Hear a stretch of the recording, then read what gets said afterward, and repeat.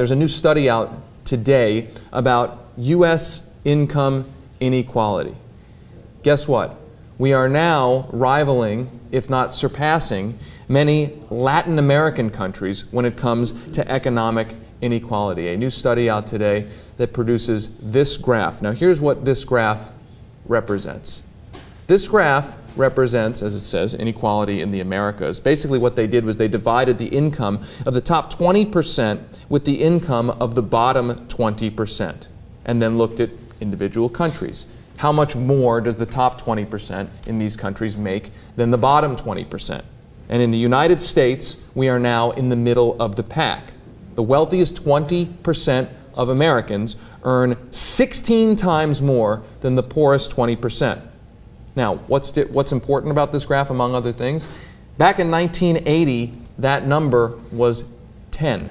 So 16 times up from 10 times in 1980. And so when we think about Latin America, I think a lot of people think about countries that are very economically unequal.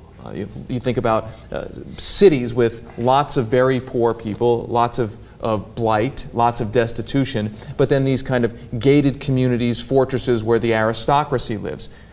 We think of that as Latin America, but we don't think of that as our own country, and yet the data suggests, doesn't suggest, it shows that that's what our country's becoming. I've been to some of the gated communities around Houston, for instance, like the Sugar Land area. Mm-hmm. That seems to describe that, actually. Mm-hmm. Lovely area, by the way, but there's striking inequality between neighborhoods. Another interesting fact, so you said in 1980 we had a 10.5. Yeah. If you bring up the chart again really fast, that's still, back in 1980, more unequal than Uruguay and Venezuela, which is interesting. So I think that this is very important to talk about. What I worry is that anyone who's not politically in the same area as us is going to meet this with, well, so what? It's unequal. I mean, that's, you have freedom, baby. You go out there, you make as much money as you can. Some people fail, some people succeed.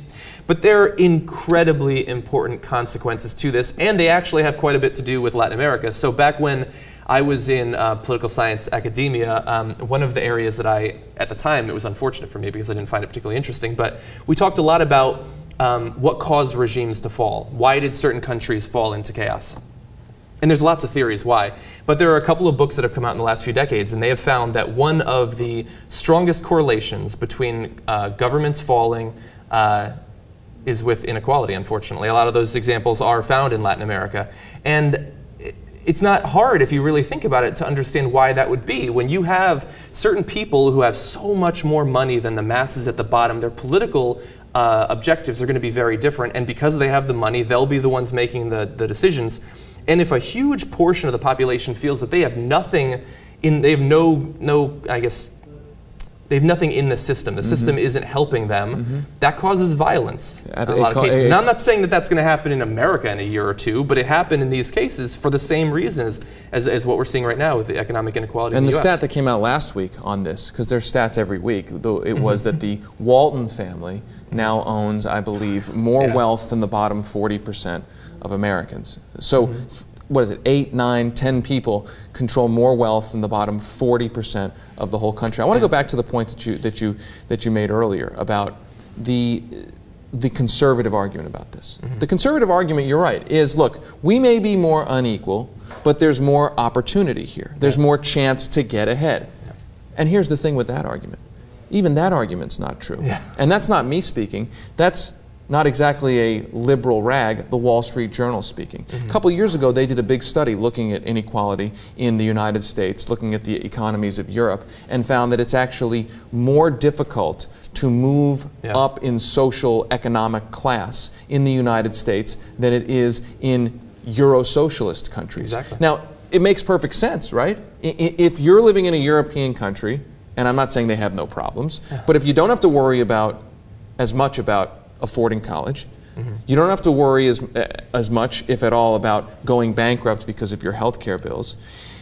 Essentially, that allows you to focus more of your energy on succeeding in the economy. That gives you a chance to actually move up without having to worry about being bankrupted by these embedded costs. Here in the United States, it's true that in terms of social class mobility, it's pretty easy to fall. because especially in regard to healthcare. Absolutely, one illness can bankrupt you. There was a study out this week that said that 50 or 60% of Americans are one economic crisis away from falling into poverty in terms of their savings. So it's true in the United States that downward social mobility is more intense than in European countries, but moving up, it's actually less. Unless you're a really good dancer. That's then true. With the power of YouTube, you might be able to move up. That's absolutely true.